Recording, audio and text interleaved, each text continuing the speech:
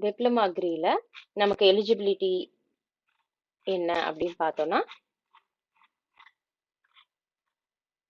Diploma அக்ரிக்கு நம்ம 12th முடிச்சிருக்கணும். 12th நம்ம physics chemistry biology R physics chemistry botany zoology படிச்சிருக்கணும்.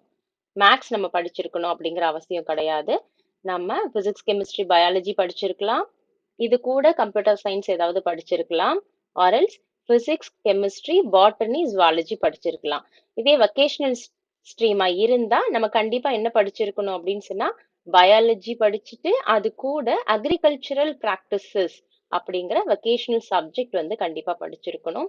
ஆர்எல்ஸ் பயாலஜி கூட அக்ரிகல்ச்சரல் சயின்ஸ் அப்படிங்கிற சப்ஜெக்ட் வந்து நம்ம கண்டிப்பா படிச்சிருக்கணும்.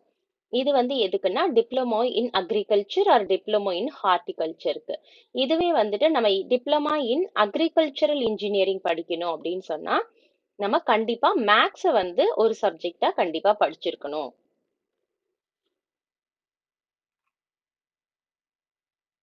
அடுத்து நம்ம இதுக்கு அப்ளை பண்ண வேண்டியதுக்கு எவ்வளவு ஃபீஸ் கட்டணும் அப்படின்னு பார்த்தோம்னா, நம்ம ஜெனரல் கேட்டகரியா இருந்தா நமக்கு அப்ளிகேஷன் ஃபீ வந்து ₹200. இதே எஸ்சி எஸ்சிஏ அண்ட் எஸ்டி கேட்டகரியா இருந்தோம்னா இதுக்கு அப்ளிகேஷன் ஃபீ வந்து ₹100.